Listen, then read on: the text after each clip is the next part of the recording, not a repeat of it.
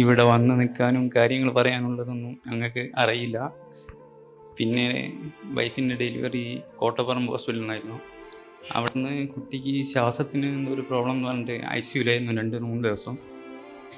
അത് കഴിഞ്ഞപ്പോൾ പെട്ടെന്ന് മെഡിക്കൽ കോളേജിലേക്ക് കൊണ്ടുപോകാൻ പറഞ്ഞു. മെഡിക്കൽ കോളേജിലെത്തി. അവിടുന്ന് കുഴപ്പമൊന്നുമില്ല, ഓക്സിജൻ്റെ അളവ് കുറയുന്നു അങ്ങനെയൊക്കെ പറഞ്ഞു. ഞങ്ങൾക്ക് ഇതിനെപ്പറ്റി ഒന്നും അറിയില്ലല്ലോ. കുറച്ച് കഴിഞ്ഞപ്പോൾ ECG എടുക്കാൻ പറഞ്ഞു. ECG എടുത്ത് കഴിഞ്ഞപ്പോൾ ഹാർട്ടിലെന്തോ ചെറിയൊരു വേരിയേഷൻ്റെ പ്രശ്നമുണ്ടെന്ന് പറഞ്ഞു.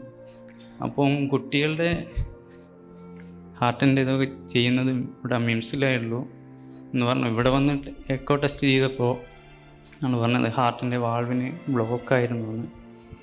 പെട്ടെന്ന് ഇവിടെ എത്തി.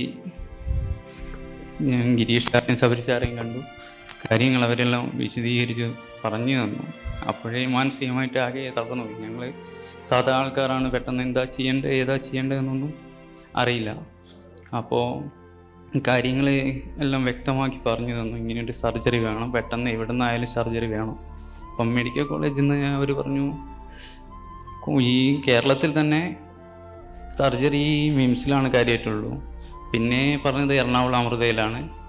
അപ്പം മിംസിലേക്ക് ഞങ്ങൾ പറഞ്ഞപ്പം പറഞ്ഞു ഇത് സർക്കാരിൻ്റെതായത് കൊണ്ട് അങ്ങോട്ട് ഞങ്ങൾ റെഫർ ചെയ്യില്ല, അത് ഞങ്ങളെ ഇതിനെ ബാധിക്കും.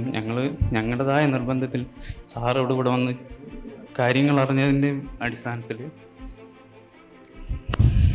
എന്താ പറയേണ്ടതെന്നുള്ളത് പറഞ്ഞ അടിസ്ഥാനത്തിൽ രണ്ട് ശബരി സാറും ഗിരീഷ് സാറും കാര്യങ്ങൾ വിശദമാക്കി തന്നു. എത്രയും പെട്ടെന്ന് ഓപ്പറേഷൻ ചെയ്യാനില്ലാതെ വേറെ ഇതില്ല എന്ന് പറഞ്ഞത് ഇതിൽ പെട്ടെന്ന് ഇങ്ങോട്ടേക്ക് ഞങ്ങളുടെ ഉത്തരവാദിത്വത്തിലാണെന്ന് എഴുതി ഒപ്പിട്ടതിന് ശേഷം മാത്രമാണ് ഇവിടെ എത്തിച്ചത്. പിന്നീടുള്ള കാര്യങ്ങളെല്ലാം ചിത്ര മേഡവും വിജയ് സാറ് അവരൊക്കെ വിശദമായിട്ട് പറഞ്ഞു തന്നു. പിന്നെ ഇവിടെ എത്തി ഞങ്ങളുടെ കയ്യിൽ ഒന്നുമില്ല.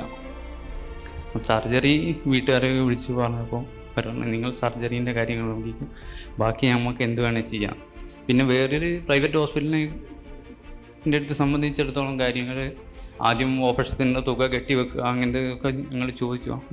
നിങ്ങൾ 10 ദിവസം ഉണ്ടാവും, അതിനിടയിൽ എപ്പോഴെങ്കിലും ലേശം അടച്ചാൽ മതി എന്നുള്ളത്. അത് കേട്ടപ്പോൾ ഞങ്ങൾക്ക് വലിയൊരു സമാധാനമായി. ലാസ്റ്റ് ഓപ്പറേഷൻ കഴിഞ്ഞതിന് ശേഷമാണ് ഞങ്ങൾ കൊണ്ടാവുന്നത് ഇപ്പം കെട്ടിയിട്ടുള്ളൂ. ബാക്കി കെട്ടാനുള്ള ഒരു സാവകാശം തന്നതുകൊണ്ടും പിന്നെ ദൈവത്തിൻ്റെ പ്രാർത്ഥനയും, ദൈവത്തിന് എല്ലാ കാര്യവും സ്വന്തമായിട്ട് ചെയ്യാൻ കഴിയില്ലല്ലോ, അതുകൊണ്ടാണ് ഈ 2 സാറന്മാരെ ഞങ്ങളുടെ മുന്നിൽ ഏൽപ്പിച്ചിട്ട് കാര്യങ്ങൾ ചെയ്തതെന്ന് എന്താ പറയേണ്ടതെന്ന് അറിയില്ല.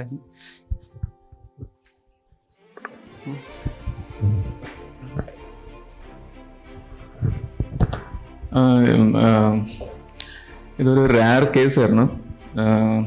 ഇറ്റ്സ് സൽമാൻ കാണിച്ച അതേ സെയിം തിങ് ഒരു ചെറിയ കുട്ടിയിൽ അയോട്ടിക് ആർച്ച് ഹൈപ്പോപ്ലേസിയ, പിന്നെ വാൽവ്, അതും ഒരു വളരെ റയർ ഒരു വാൽവാണ്.